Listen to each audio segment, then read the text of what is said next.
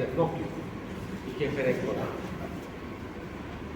Es harto para describir, pero porque me digan un paciente en estado de choque, porque hemos dicho que la ponen dolor 10 sobre 10, un paciente que llega en mal estado general súbitamente. Si quieren describirse biológicamente, hay íleo, hay piel marmórea, ¿no? Paciente vientre en tabla. Estamos hablando de perforación, ¿no?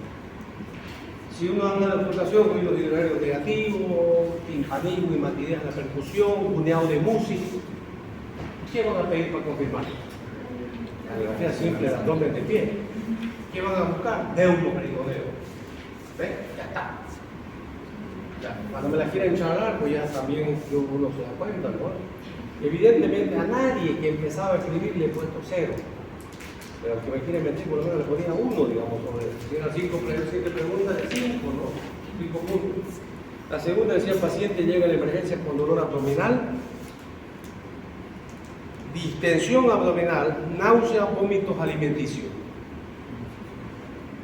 Paciente que tiene dolor abdominal, distensión, vómito y falta de eliminación, es decir, hace una obstrucción intestinal aquí o en la china. Está obstruido el paciente. O sea, ya está, una obstrucción intestinal. Y si querían todavía por el tipo de vómito, alta.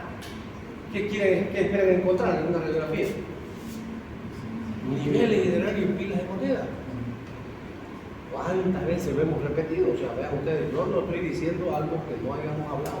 Y a veces lo repito en teoría. Por eso es que hay gente que tiene 33 sobre 35.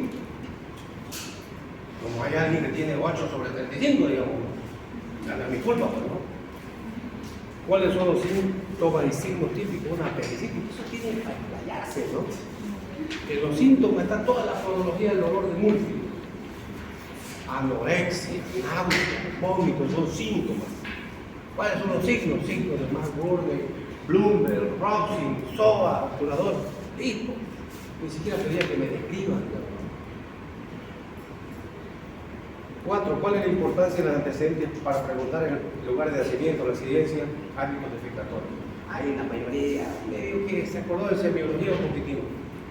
Pero yo puse ejemplo en abdomen, la residencia, el lugar de nacimiento, porque podemos tener parasitosis, de acuerdo a la zona.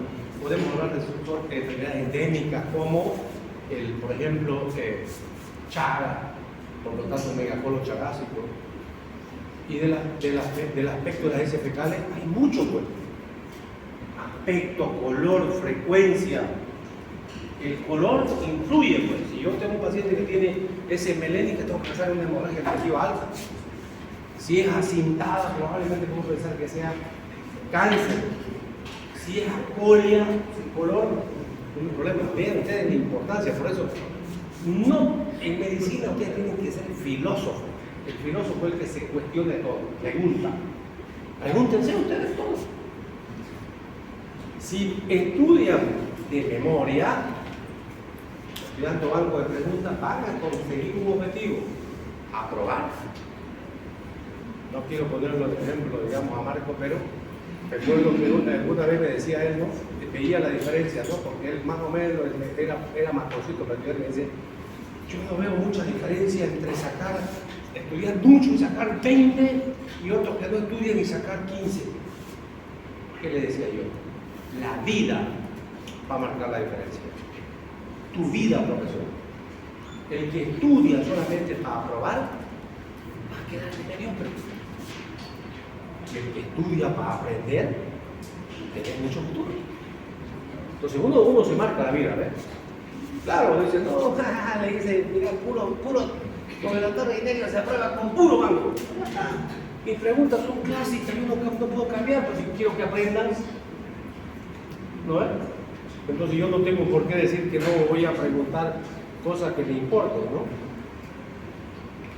Describo la clínica con la que llega un paciente con sospecha de dolor agudo inflamatorio. No trae el mismo.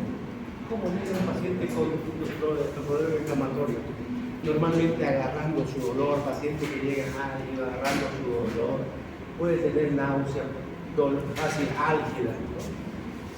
con posiciones antiálgicas, o sea, busca, no quiere moverse. Esa sería, ¿con qué vas a confirmar? ¿Qué esperas encontrar un problema inflamatorio o infeccioso? ¿Qué piden? Hemograma. ¿Qué va a estar hablando de ecografía, otras cosas? Hemograma. ¿Qué buscan? Listo, si hay leucocitosis. ¿Y cuántas veces yo les hablaba de tres cosas básicas, no? Ecografía, ¿en qué caso? Patología vísceras maciza o líquido libre. Radiografía simple de abdomen, patología de víscera hueca. ¿Y los problemas inflamatorios qué? Describa la clínica del abdomen agudo vascular. Igual. Incluso ha habido, eso son las famosas trombosis mesentérica. Hubo un grupo que presentó un trabajo y le dije a usted, tiene para callarse, tiene los 5 puntos regalados, ¿no? Igual, paciente en mal estado general, con dolor súbito, con signos de choque, quedan choqueados, choque séptico. Si hablamos de abdomen agudo vascular, pero agudo, no estoy hablando del crónico, me llega a las 12 de la noche, ¿qué le voy a pedir a las 12 de la noche? ¿Me pedir una angiografía? ¿Será que hay? Yo le aseguro que ni en Alemania de repente no vas a conseguir ese rato, probablemente una tomografía. Pero acá, ¿qué podrías pedir? Una radiografía simple de abdomen. ¿Se acuerdan lo que decíamos? Son signos indirectos. ¿Qué vas a encontrar? Se comporta como una obstrucción intestinal. ¿Ves? Entonces, ¿cuántas veces le he dicho? El médico que diga que está entrando a operar una trombosis mesentérica aguda, como abdomen, yo creo que está medio mintiendo. Muchas veces entramos como abdomen agudo, quirúrgico. Adentro nos encontramos ya con el problema. Pero ¿con qué pediste? Radiografía simple de abdomen.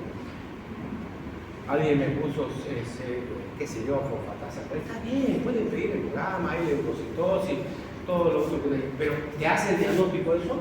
La leucocitosis no, porque ya le he dicho, leucocitosis voy a tener hepatitis, apendicitis, colecititis, pancreatitis. De ninguna me dice inflamación, leucocitosis y apendicitis, ¿no? O en este caso, digamos, perdón, trombosis mesentérica. Y la última decía, ¿cuáles son los parámetros clínicos del abdomen agudo hemorrágico que hay que medir, mensurable, que se mide? ¿Qué se puede medir? Frecuencia cardíaca, que va a estar taquicárdico. ¿Cómo va a estar la presión? Hipotenso. La frecuencia cardíaca respiratoria, taquipneico, alteración del estado de conciencia y óligoanuria, ¿no es? Eso es lo que uno puede medir. Uno dice palidez, sí, ya está, si ustedes quieren. Pero ¿será que puedo medir un modelo como yo, de repente alguien que venga ya anémico? ¿Cómo puedo diferenciar? A ver, difícil, ¿no? Pero no digo que no hay que medir porque se describe, ¿no? Paciente con palidez mucocutánea, fría, ya está, lo describimos. Pero no es mensurable, no es medible. Pero yo le puedo tomar la presión a la señorita y le tomo a ella y veo, yo puedo saber cuáles son los parámetros normales. De ambos, debo saber. Y lo otro era la clasificación de los tipos de choque, ¿no? Hasta 500 ml, 250, 1500 y más de 1000. Listo. Ese era el examen. Por eso le digo, hay personas que tienen 33, un 33 o un 34 la mejor nota, ¿no? Pero hay también 8. Entonces yo digo, algo pasa. Y ese 8, de repente medio regaladín, con unos puntitos ahí, ¿no? Entonces, estudien, jóvenes, estudien. Estamos hablando de coledocolitiasis. Ahora, yo les he dicho, yo les advierto que les voy a preguntar. ¿Cuáles son las probables complicaciones de una colelitiasis? ¿Les he dicho, no? ¿Cuáles son? Ya hemos visto algunas. Cólico biliar, colecititis, coledocolitiasis, colangitis, pancreatitis. ¿Ves? Entonces, eso yo les voy a preguntar. Si les pregunto y no me responde, pues yo les vuelvo a repetir. ¿Por qué les pregunto? Porque les va a servir toda su vida. Indistinto de lo que sea. En primera instancia van a ser médicos generales. O sea, la primera prueba del juego que tiene uno es el internado. Y ahí está. Bien, entonces vean ustedes qué es coledocolitiasis. ¿Se acuerdan ustedes? Colelitiasis era cálculo en la vesícula biliar. Coledocolitiasis, cálculos en el colédoco. Estos cálculos en el colédoco pueden provocar una obstrucción de la vía biliar. este cálculo. Puede estar flotando también, como cuando estaba acá, ¿no? Con la litiasis y coleocolitiasis, un cálculo que está ahí y está flotando. Pero igual hace daño al paciente. El cálculo que no se obstruye, igual a la larga va a provocar problemas en el hígado. Puede acabar teniendo cirrosis hepática, cirrosis biliar. Entonces es importante que nosotros sepamos. Y vamos a ver que el porcentaje de personas, se calcula que más o menos el 10% de personas que tienen cálculos en la vesícula, paralelamente tienen cálculos en el colon. ¿Por qué? Porque ya le hemos dicho, los cálculos más pequeños, menos de 5 milímetros, tienen la posibilidad de atravesar y empezar a flotar acá. Schwartz demostró que menos de 3-4 milímetros pueden salir por las heces fecales, pero de repente algunos no, ahí se quedan flotando. Eso es una coleocolitiasis, presencia de cálculos en el colon. Aquí hay dos conceptos que parecen contrapuestos, o sea, como si fuera, está mal dicho. No, miren, dice, el 95% de los pacientes que tienen cálculos en el colédoco, simultáneamente tienen cálculo en la vesícula. O sea, el 95% de las personas que si vos diagnosticas coleocolitiasis, seguro, 95% que también tienen en la vesícula. Ahora, si invierto, dice, el 5 al 10% de los pacientes que tienen cálculo en la vesícula puede tener coleocolitiasis. Es real, o sea, por eso es que el paciente que tiene cálculo en la vesícula debe ser operado, no de emergencia, sino debe ser operado de forma programada. ¿En qué caso se debe operar un paciente de emergencia de patología biliar? Hay tres, ¿no? La cuarta es la que ya dije, pero ese es el chiste, ¿no? Que no, por eso decimos los cirujanos, ¿no? La primera es que, ¿en qué caso? Colecistitis en diabético, eso es una emergencia clínica. Colecistitis enfisematosas. Y la tercera, la colangitis, que es lo que vamos a hablar ahora. Sobre emergencia. El resto, no pasa nada, o sea, tenés ahí la posibilidad y te puede complicar. Por eso digo, ustedes, médicos generales, tienen que saber orientar a su paciente. Pacientes que tienen coleocolitiasis, ojo, hay que operar. No de emergencia, no estamos para mentir. Pero si no orientan bien, ustedes fueron el médico que hicieron el diagnóstico y el paciente después acaba de tener una pancreatitis, les puede hacer proceso a ustedes, porque ustedes no lo orientaron bien. Claro. Ah, pero el paciente no quiso operarse. Ah, pero vos lo pusiste en tu historia. Se recomienda, sugiere al paciente cirugía. Que no lo haga, no hay problema tampoco. No lo vas a meter del cuello al quirófano al paciente, ¿verdad? Eso es. En autopsia se ha demostrado esta asociación va en aumento. Vean ustedes, cuando hay síntomas va del 5 al 10%. Y en autopsia significa que hubieron más pacientes que tenían coleocolitiasis, pero nunca supieron. Como que yo pudiera tener coleocolitiasis y no tengo síntomas. Si no tengo síntomas, si no me duele, no voy. Y si no me hago hacer un estudio, digamos, qué sé yo, preventivo, no me va a llegar. ¿Cómo se clasifican estos cálculos del coledo? De tres formas. La primera es la coleocolitiasis primaria. O sea, ¿qué significa? ¿Se acuerdan la fisiopatología que dijimos de cómo se forman los cálculos en la vesícula? La misma fisiopatología puede pasar en el coledo.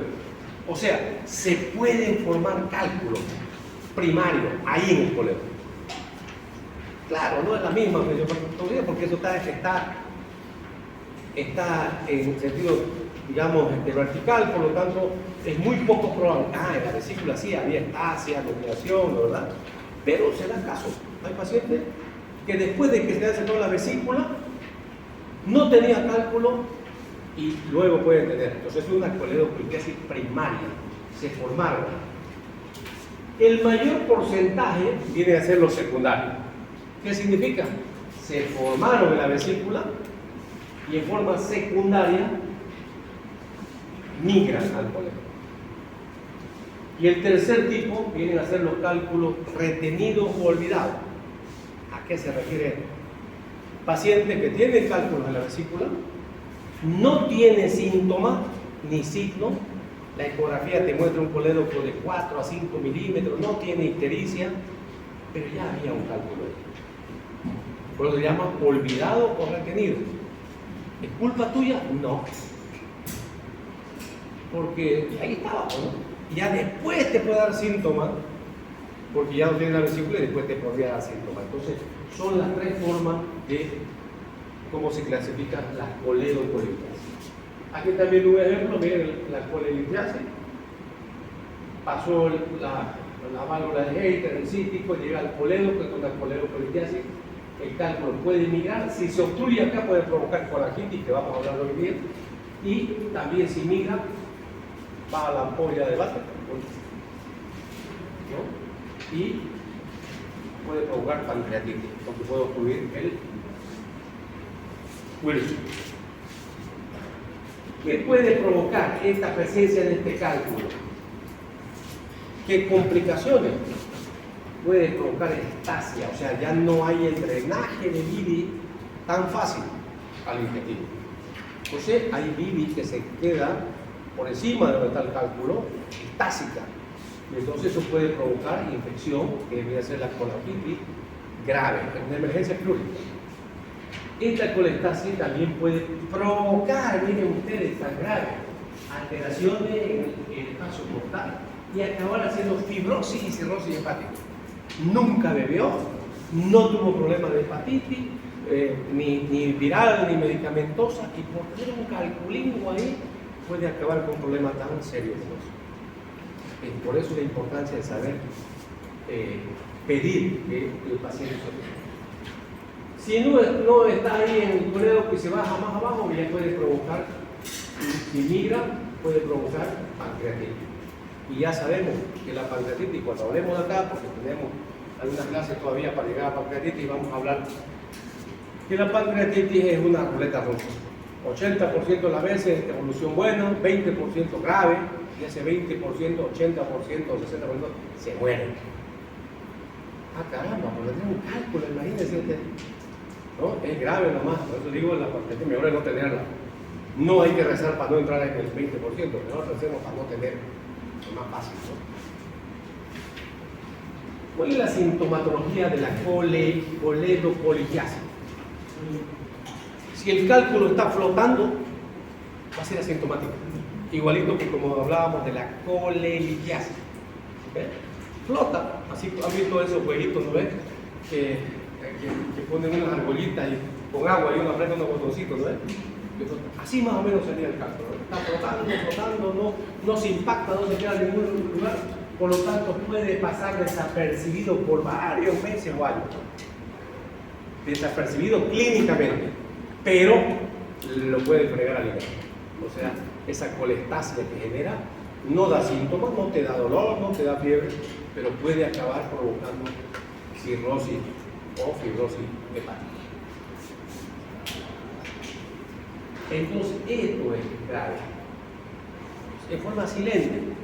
La diabetes es otra enfermedad silente, ¿no? La gente dice, no, mentira, que la diabetes me provoca, yo tengo 400 y sigo comiendo y no me pasa nada, porque no te mata ese rato. La diabetes tiene dos formas de complicaciones, agudas y crónicas, ¿no? Las agudas vienen a ser hipoglicemia o hiperglicemia, cetoacidosis, ¿no? Y las crónicas son las más graves, las más jodidas. Retinopatía, nefropatía, pie diabético, miocardiopatía, altísimo, vasculopatía. Entonces, son muchas las complicaciones. Entonces, no es que uno crea y dice, no, es mentira. Si hubiera un medicamento en la naturaleza que cura, yo le aseguro que todos los médicos retrocederían, ¿verdad? Por eso es que la gente cuando dice, no, mentira, yo quiero ir al médico, si tomando estas hierbitas me controlo, se está mintiendo, está manteniendo y se está dañando, va a llegar el momento que se va a convertir. Preferible es tomar medicamentos. ¿Quieres tomar hierba de yapa? Tomarlo, ¿no? Pero tomar medicamentos, que es lo más correcto. Ahora, cuando es sintomático, vamos a ver el típico paciente oncológico, ¿no? Igualito que un cólico biliar. O sea, ¿va a haber cólico en el coledocolistiasis? Sí, provoca dolor. Entonces, el paciente va a llegar con un dolor tipo cólico, un dolor intermitente, un dolor hecho y epigástrico. ¿Será que la clínica puede decir un cólico del colédoco o de la vesícula biliar? Difícil. Imposible prácticamente clínicamente, no existe. Porque igual en los dos casos hay dolor tipo espasmódico, posterior a una ingesta de colecito kinético, entonces, y ambos ceden a los antiespasmódicos. Entonces, vos de repente estás con un cólico por coledocolitiasis, le pones antiespasmódico, le pasó pues, y vos crees que era un cólico biliar, ¿ves? Entonces, no, es lo primero. Se puede asociar náuseas, vómito, a veces puede aparecer ictericia.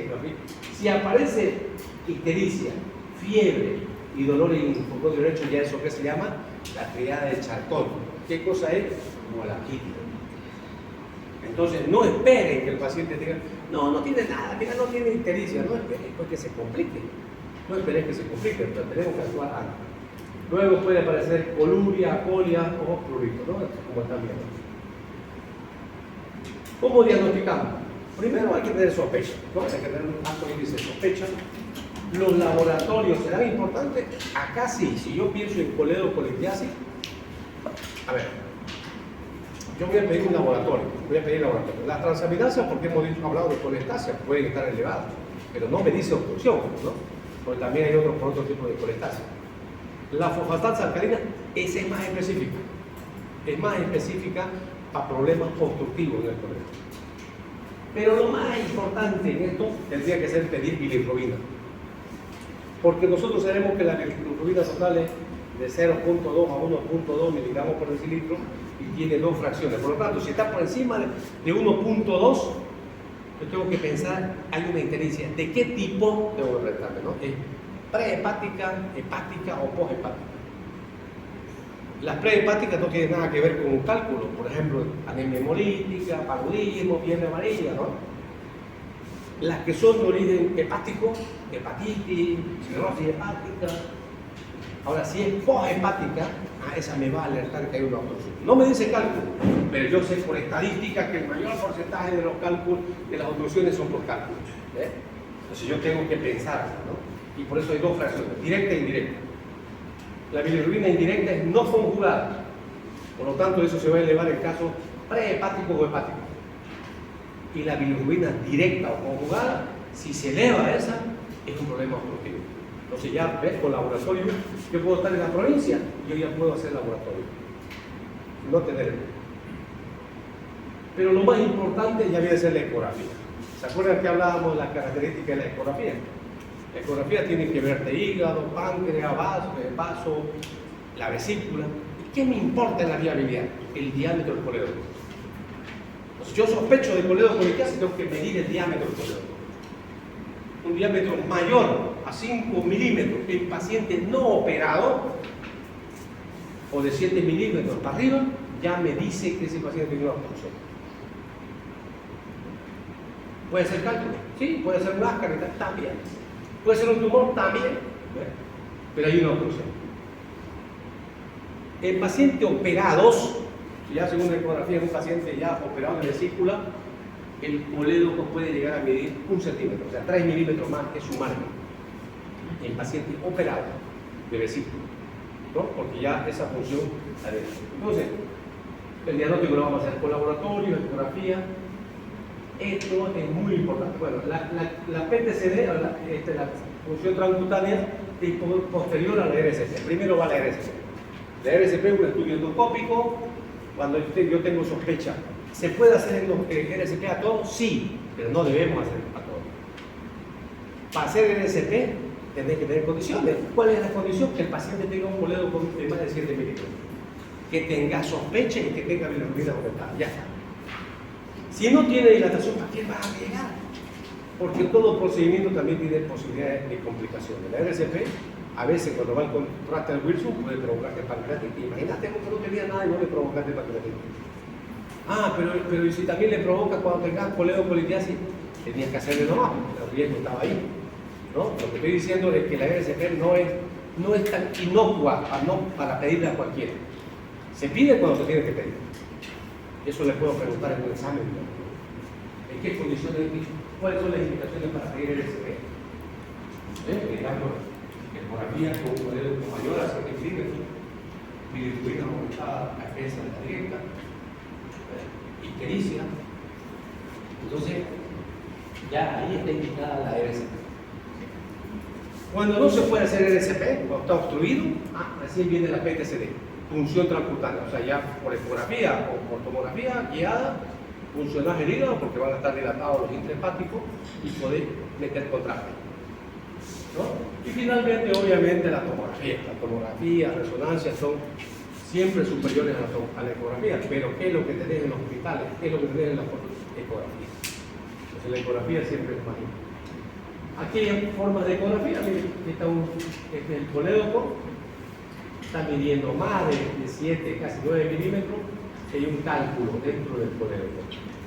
Este es el colédoco, está medido en sentido transversal, más ancho, ¿ves? Está dilatado. Este es el diámetro normal, pero este está dilatado y hay un cálculo.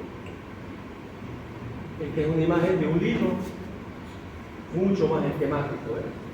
El colédoco, y miren, dibujadingo el cálculo. Eso es una coledocolitis.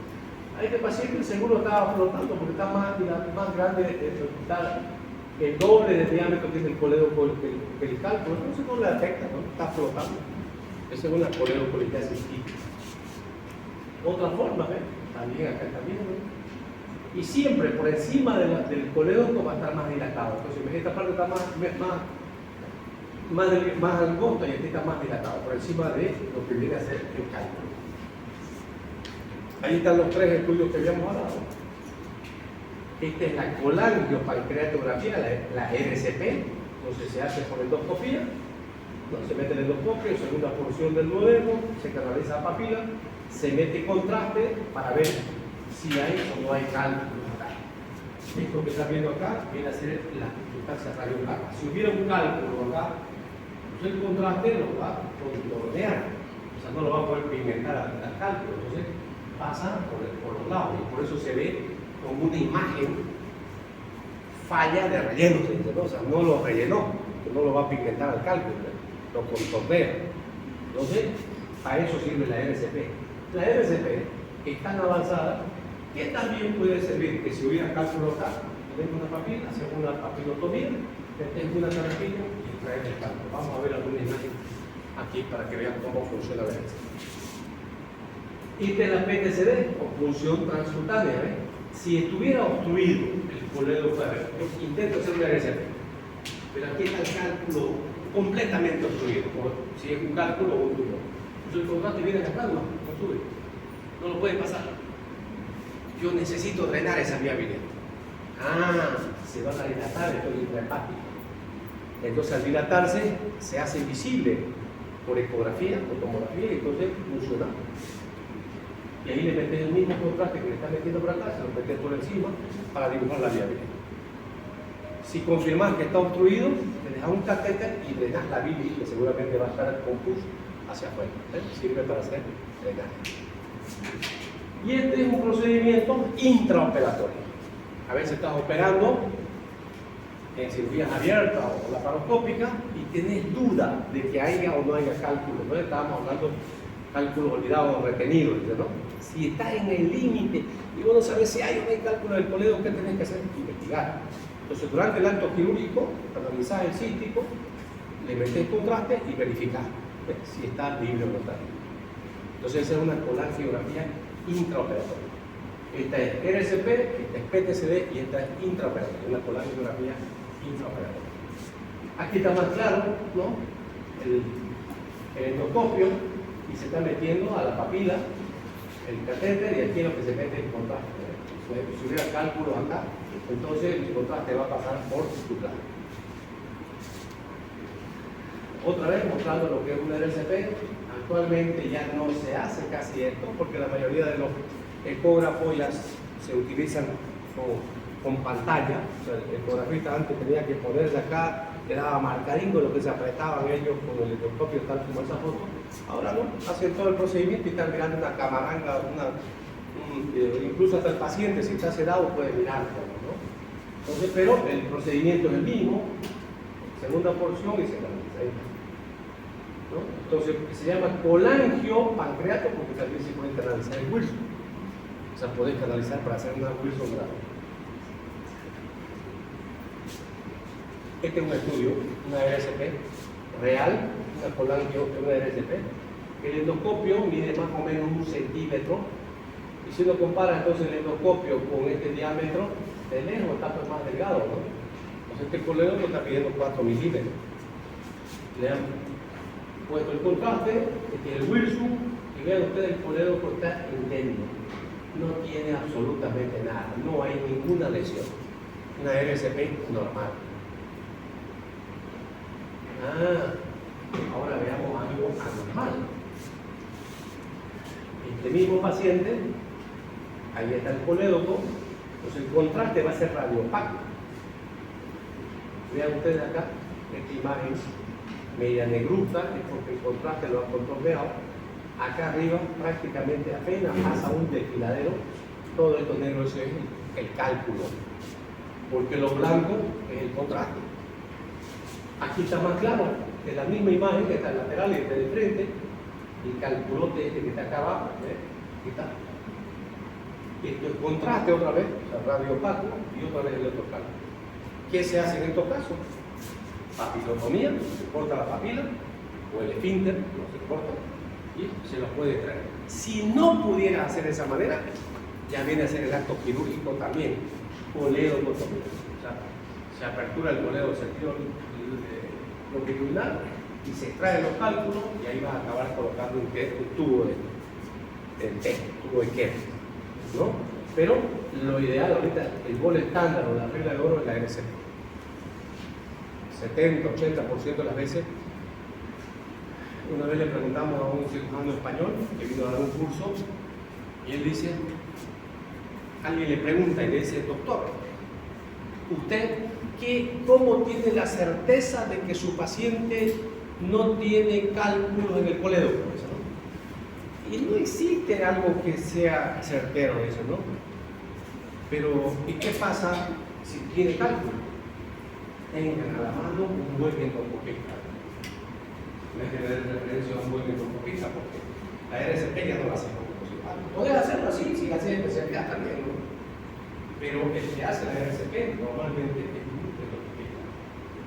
Un endoscopista tiene mucha experiencia, porque él se dedica a eso. Entonces, el cirujano hace su parte y si el endoscopista, digamos, este cálculo no lo puede sacar, le va a decir, porque muy grande el cálculo no sale por la papila. ¿Qué tiene que hacer? Operar con el cirujano y hacer coledotomía, no es coledectomía. Si hiciéramos coledectomía sería sacar el coledo, porque aquí no queremos sacar el coledo, sino aperturar solamente el coledo.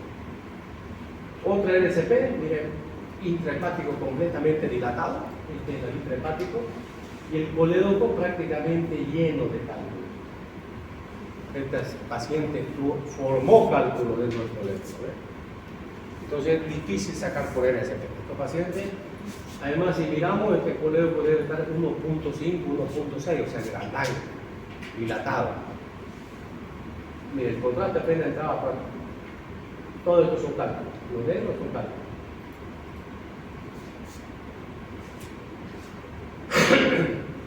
En la colangiotomografía, si uno mira, ¿cuál es más nítida?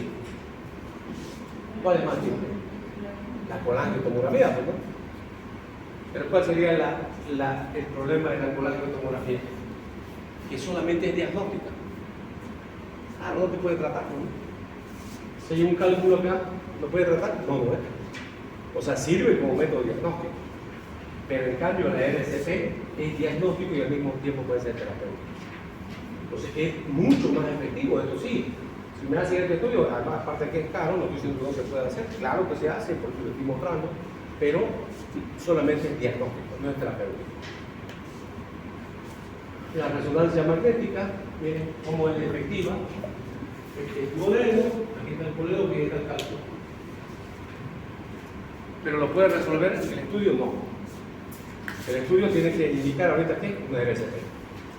Este estudio te está diciendo, mira, te tengo un cálculo ahí, sí, RCP. Ahí está el hígado, intrahepático, colédoco, duodeno, entonces ahí está el cálculo. Sirve como método diagnóstico. Lo mismo, ahí está el cálculo, está obstruido, colédoco dilatado, está cerca de los 2 centímetros. Si se dilata también por encima de la obstrucción y la dilatación, por lo tanto se dilatan también los intrahepáticos. ¿Ves? Seguramente si la CRCP a este paciente no llega a marcar, acá al contrario, no marca más porque lo está obstruyendo tanto que no marca. Entonces ahí viene lo que es la PTCD, la punción transcutánea. Entonces, a través de la piel, con anestesia local, analizamos uno de estos cavernículos, este es contraste y entonces eso es la PTCD. Otro estudio de RCT, este electroscopio, miren, si se acuerdan de la primera que mostrábamos, el endoscopio parecía el doble o triple del colédoco. Ahora miren ustedes quién está más grueso, el colédoco o el endoscopio. El colédoco, no sé que el colédoco está midiendo 1.5, 1.6. ¿Dónde están los cálculos? Ahí está. Entonces, coledocoliquiasis. La ecografía endoscópica actualmente es un muy buen método, permite ver también este tipo de posibilidades, o sea, es un método adelantado, no lo hace cualquiera, pero es una posibilidad también que nos permite hacer. Mediante la endoscopía podríamos hacer también este tipo de estudios ecográficos. Finalmente, ¿cuáles son las complicaciones de la coledocoliquiasis? La colangitis, que hemos dicho que es una emergencia quirúrgica, ahí está el grandote, emergencia quirúrgica. La colangitis es un paciente que se caracteriza por fiebre alta, dolor en el hipocondrio derecho e ictericia. Ustedes ven un paciente con fiebre, ictericia y dolor en el hipocondrio derecho, mientras no demuestra lo contrario, dice colangitis. Brigada de Charcot. Otra posibilidad de complicación está en el cálculo del colédoco, pero lo destruye parte de la pared del colédoco y prácticamente hace cuerpo con la vesícula. O sea, ese es el Militzi, se llama parto de Militzi, o sea, es como que la vesícula se apegó tanto en el cálculo del cuerpo, funde una de las paredes y se queda entre la vesícula y el colédoco. Esa es una de las causas más frecuentes de lesión de la vía biliar. ¿Por qué? Porque uno, a veces cuando estás operando, uno va siguiendo el contorno de la vesícula y donde está el cálculo. Entonces va acordando y cuando acuerda lesionó el colédoco, sin darse cuenta. Por eso es que hay que tener previamente. Otra complicación de la coledocoliquiasis es la pancreatitis biliar. Y finalmente, en realidad esto no es de coledocoliquiasis, pero es otra complicación de los cálculos de la vesícula. ¿Se acuerdan qué es el líquido biliar? ¿Qué es el líquido biliar? ¿Cuáles son las causas de obstrucción intestinal fisiopatológicamente? Causas de obstrucción intestinal. Hay extraluminales, intraluminales e intramurales, ¿no? ¿Cuál es la causa más común extraluminal? Brida y adherencia. De las intraluminales son cuerpos extraños, ¿no? Los besoares y el ilio biliar. Ya les expliqué por qué. El ilio biliar es, como les decía, en la vesícula. Si yo tengo una vesícula,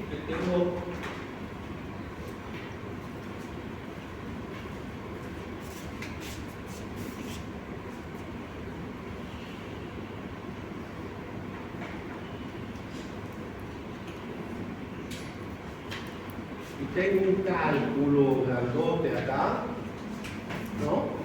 Aquí tenemos el intestino. Y esta vesícula se hace tóxica por el cálculo, así. Antes estaba así, pero está mirando el cálculo, que se adosa, se apega al intestino. No es en una vez que se tocaron y ya está, no. Pasa mucho tiempo y esa fricción hace que se haga una fístula. Y este calculote que está acá se viene al intestino, o sea, ya está. Y se viene acá. Y claro, en el duodeno no hay problema, sigue avanzando el duodeno y el yuno, y antes, entre el ilio y el colon, ¿qué hay? La válvula iliocecal. Y ese cálculo no lo puede atravesar. Y entonces lo obstruye, el paciente se presenta, la mayoría de las veces no se presenta como como nadie sabe, o sea, el paciente viene obstruido directamente, pero es como una obstrucción intestinal. Entonces es una de las causas también de posibilidad de complicaciones, pero si me permite comentar eso, una vez me pasó en mi hospital. Yo estoy haciendo la residencia para cirugía visceral y colpología, entonces atendimos mucho estos casos también, abdomen claros. Y en una ocasión llegó una jovencita que tenía dolores abdominales y no sabíamos cómo era un dolor muy raro. Era operada el apéndice, el dolor tenía acá la fosa y acá derecha.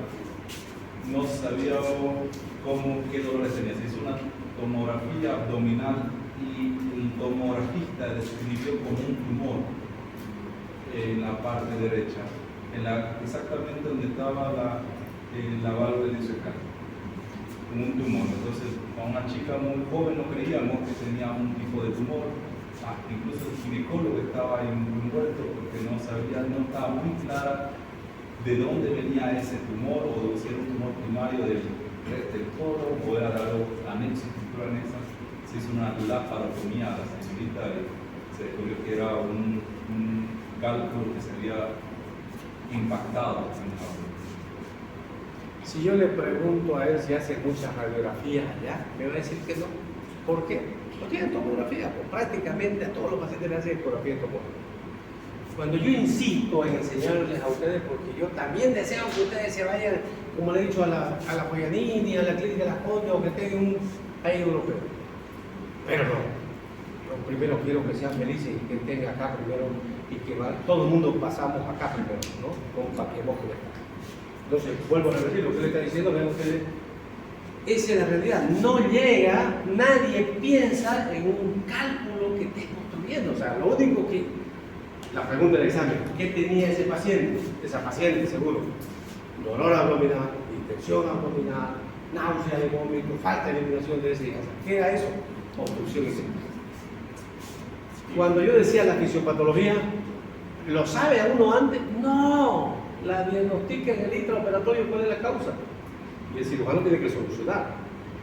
Yo le decía una de las veces, la conté creo cuando estábamos haciendo la clase, la vez que mejor gané plata, o sea, cuando la sentí más fácil y bonita la plata, fue cuando lo ayudé a mi jefe. Una paciente platuda, mi jefe oraba muy bien, y entramos a operar, y la señora, por ella no quería que ni nadie la toque, tenía tanta plata que ella dijo, no, yo me hago operar en la clínica Las Condes. Y le decía, ¿verdad? Tenía plata. Y la conozco, no voy a dar su nombre, pero es una señora bastante pudiente, ¿no? Como que delante de nosotros, lo llamó a su médico, a su cirujano de Chile, y le dice, mire doctor, me están diciendo que quieren operarme y que yo quiero que usted me opere allá. Y dice, y ya cuando le contamos el caso, no señora, usted no puede esperar, deben operar.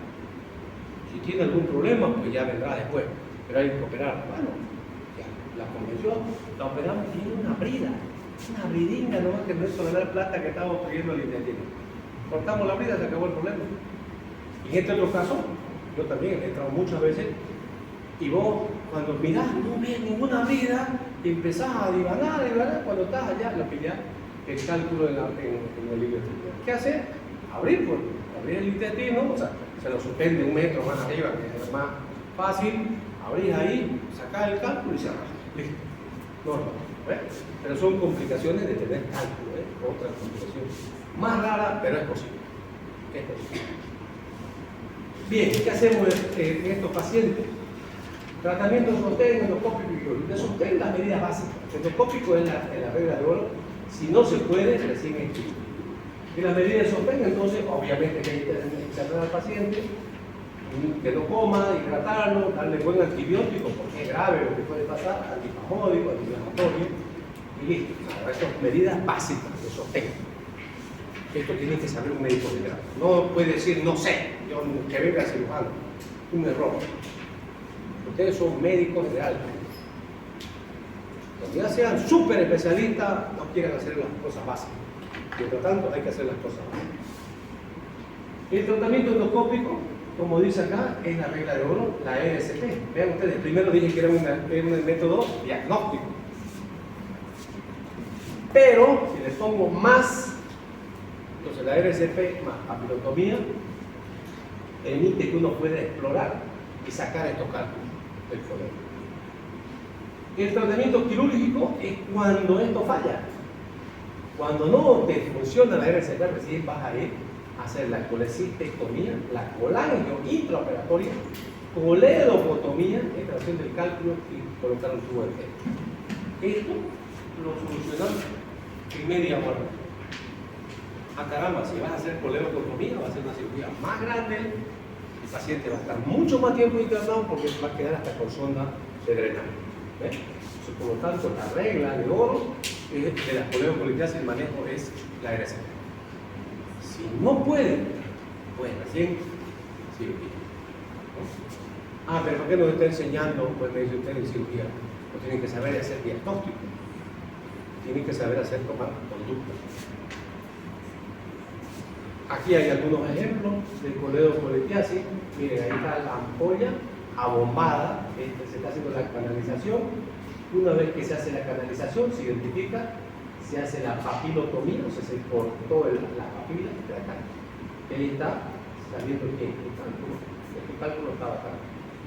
Entonces, este cálculo pudo provocar colangitis, pudo provocar pancreatitis, lo que sea. Entonces, la RCP combinada con un antibiótico, entonces se convierte en un procedimiento. Otro paciente igual se está canalizando, la ampolla, vean ustedes, está empujada, ahí está haciendo lo mismo, se está haciendo el corte.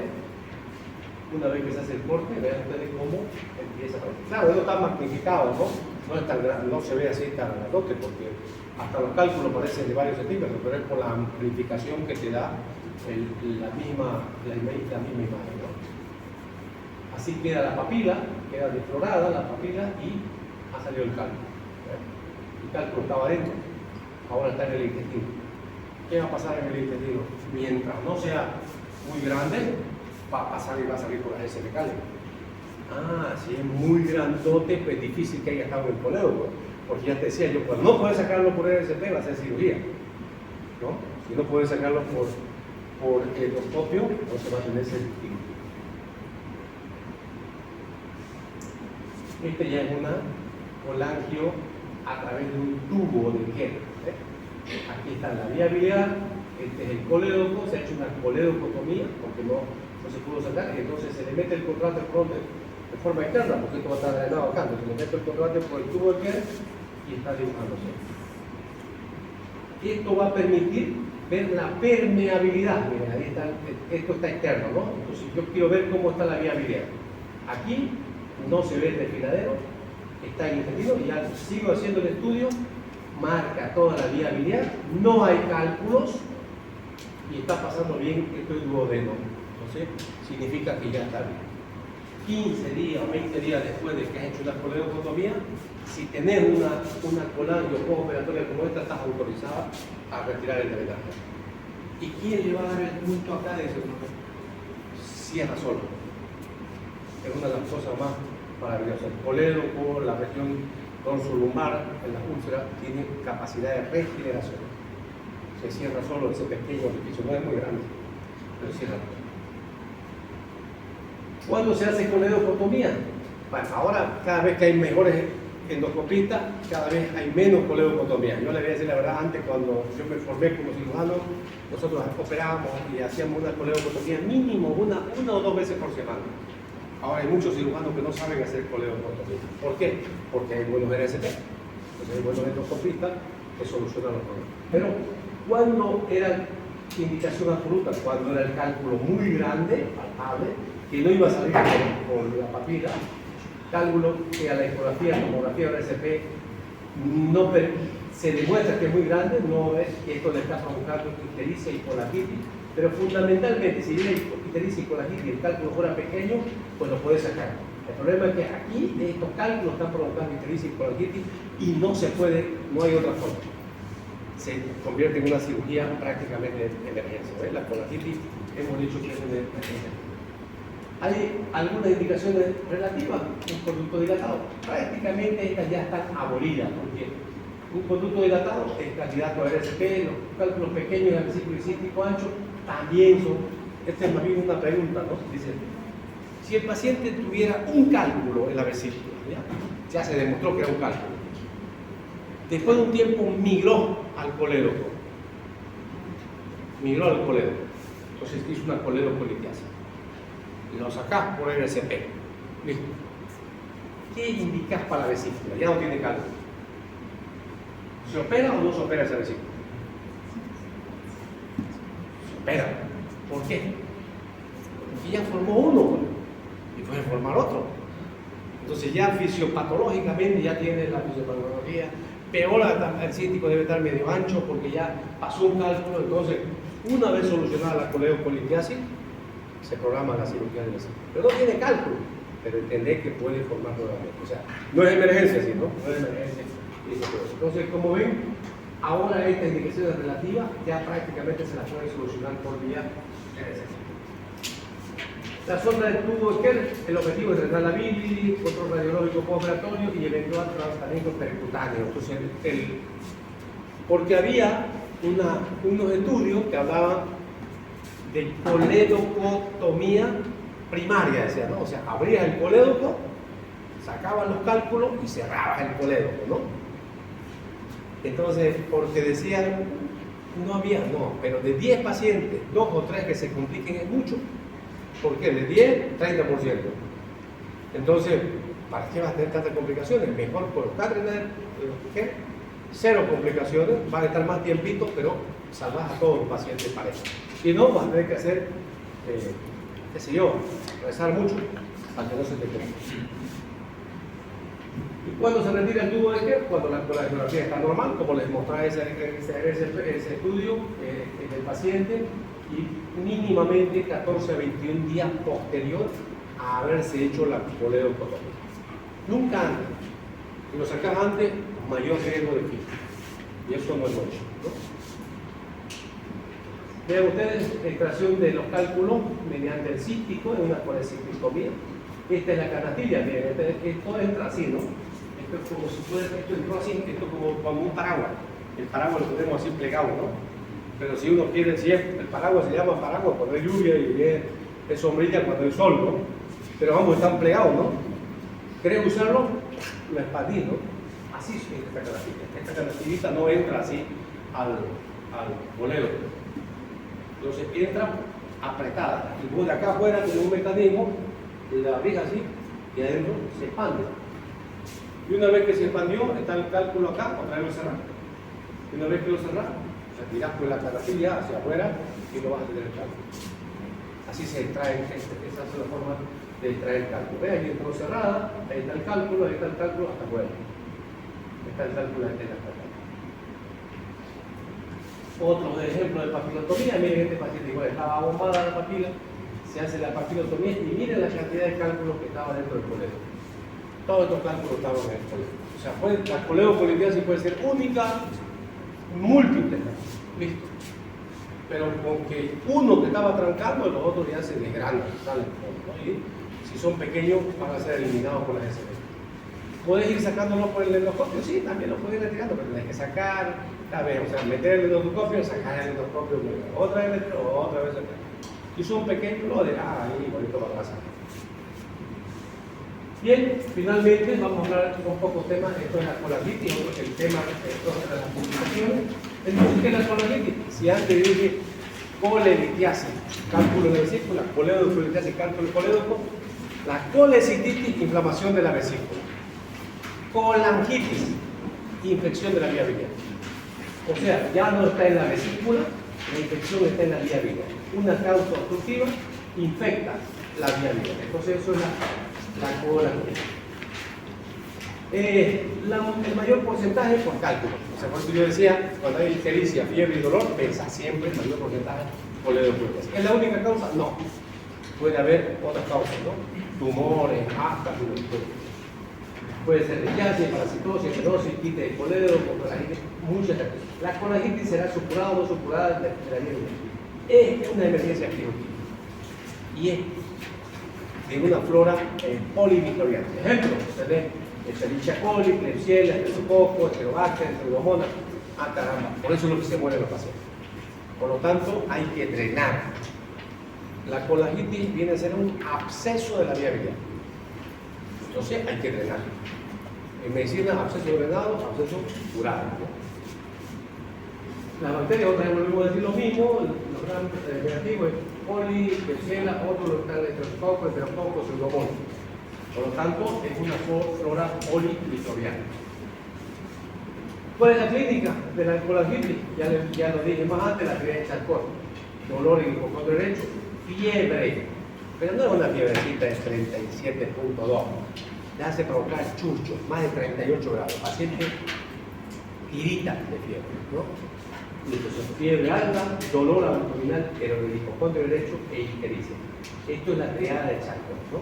Ictericia, fiebre y dolor en el hipocondrio derecho. Este paciente es grave, ya no más con la triada de Charcot, pero se convierte más grave todavía porque va a evolucionar a la muerte y ya se llama pentada de Rengo, ¿no? Triada 3, pentada 5. Entonces son las mismas triadas de Charcot, o sea, la fiebre, ictericia y dolor, más alteración del estado de conciencia y signos de choque. ¿Cuáles son los signos de choque? Aparte de la alteración del estado de conciencia. Taquicardia, taquipnea, hipotensión, oligoador. No se olviden nunca, cualquier paciente choqueado, hipovolémico, séptico, neurogénico, anafiláctico va a tener lo mismo. Va a estar hipoperfusión tisular, hipotensión, taquicardia, taquipnea, eso es el estado de choque. Entonces el paciente no ha perdido volumen, pero entra en choque. El diagnóstico, clínica, ya es más fácil, ¿no? Es mucho más fácil hacer, creo yo, diagnóstico de colangitis que de colecitis. Porque tener fiebre, ictericia y dolor ya te marca, es un signo patognomónico, ¿no? Los laboratorios, va a haber leucocitosis en un hemograma, bilirrubina aumentada, defensa en la directa. La radiografía simple ayuda muy poco, esto ayuda mucho, la ecografía, esto es importantísimo, porque vas a ver colédoco dilatado, ¿no? La tomografía, ni que se diga, pues viene a ser un método importantísimo. Y finalmente la RCP, que tiene dos objetivos, pero ya les vuelvo a repetir, nadie dice haga el RCP. Para hacer el RCP tenés que tener laboratorios y tenés que tener ecografía.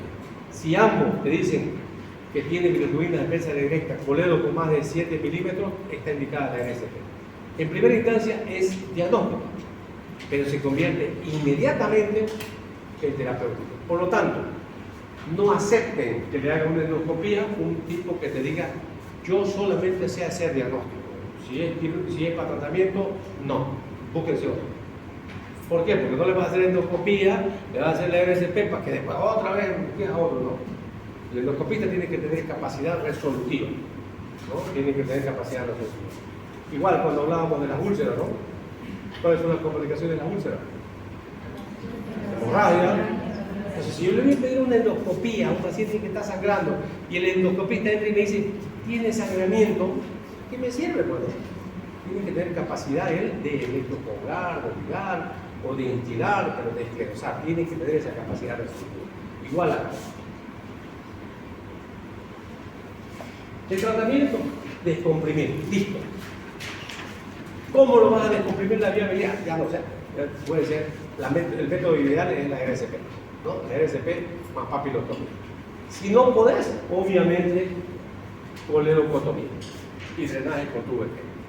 Pero lo ideal, lo rápido, lo que salva vidas, la RCP. La RCP. ¿Pregunta? ¿Duda?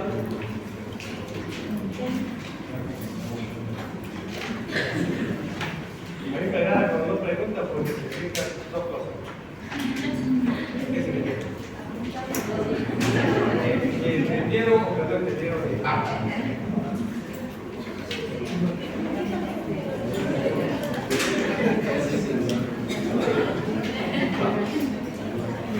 Bien, les voy a leer sus notas de